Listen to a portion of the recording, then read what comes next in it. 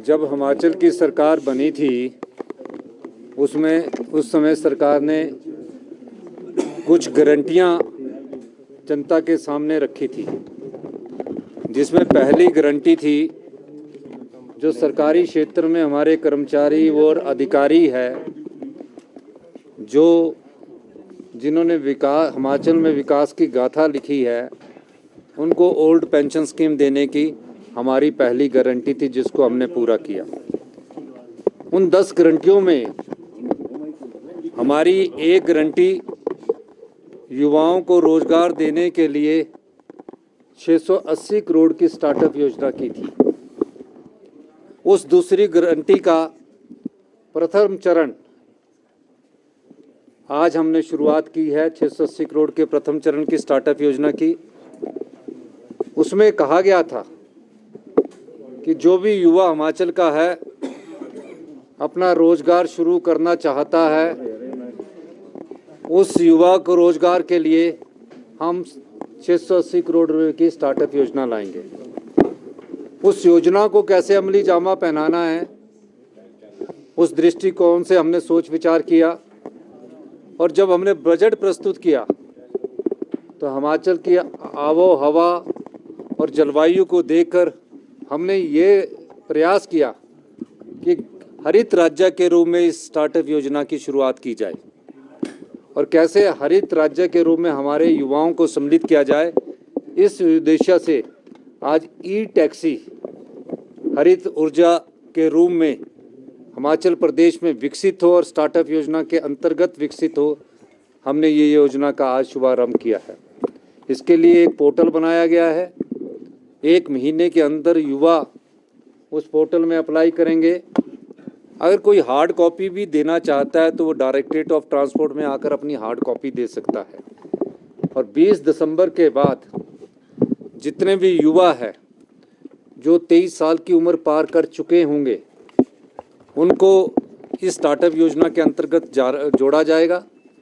और अगर जो टैक्सी है, अगर वो ई टैक्सी लेता है और ई टैक्सी अगर 20 लाख रुपए की आती है तो उस 20 लाख रुपए में स्टार्टअप योजना के तहत हम उन्हें 50% सब्सिडी के तौर पर 10 लाख रुपए की अनुदान देंगे। अब 10 लाख रुपया तो सरकार से मिला, टैक्सी की कीमत रहेगी 10 लाख रुपया। उसको कैसे 10 लाख को वो आने वाले समय में अपने स्वरोजगार से जोड़ेगा और अपने परिवार का पालन पोषण करेगा।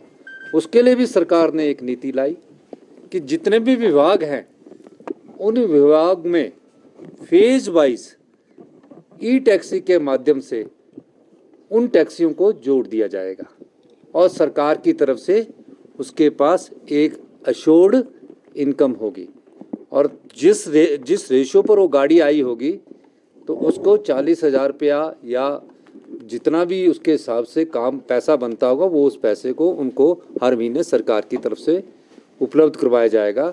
वो सरकार में भी अपनी टैक्सी लगा सकता है और अपनी प्राइवेट भी टैक्सी को जोड़ सकता है। इस दृष्टिकोण से जब वो स्टार्टअप योजना के तहत आएगा तो जब अपनी मार्जिनल मनी वो 10 लाख में 1.5 लाख या 1 लाख देगा मान लीजिए, तो उसको कोलैटरल नहीं देना पड़ेगा।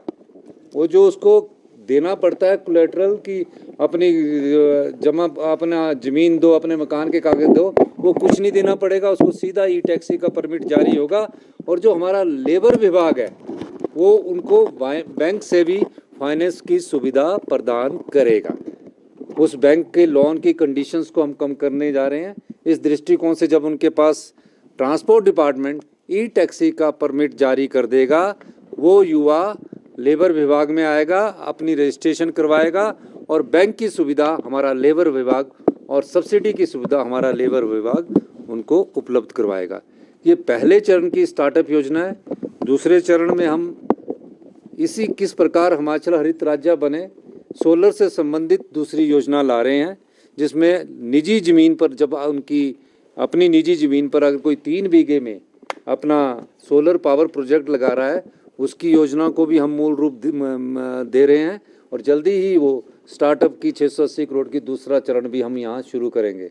तीसरे चरण में हम कृषि से संबंधित स्टार्टअप योजना ला रहे हैं, जिसका कि बजट में हमने व्याख्यान किया है कि जो मछली उत्पादक है उनको हम 90% की सब्सिडी देंगे। इस प्रकार ये सारे कंपोनेंट जो है हिमाचल की जलवायु से जोड़कर, हिमाचल की कृषि से जोड़कर, हिमाचल के युवाओं को स्वरोजगार की दृष्टि से जोड़कर ये स्टार्टअप योजना बनाई गई है, ताकि हिमाचल का युवा अपनी जेब में कम से कम महीने में 40 से 50 हज़ार रुपया डाल सके और अपने परिवार का पालन पोषण कर सके।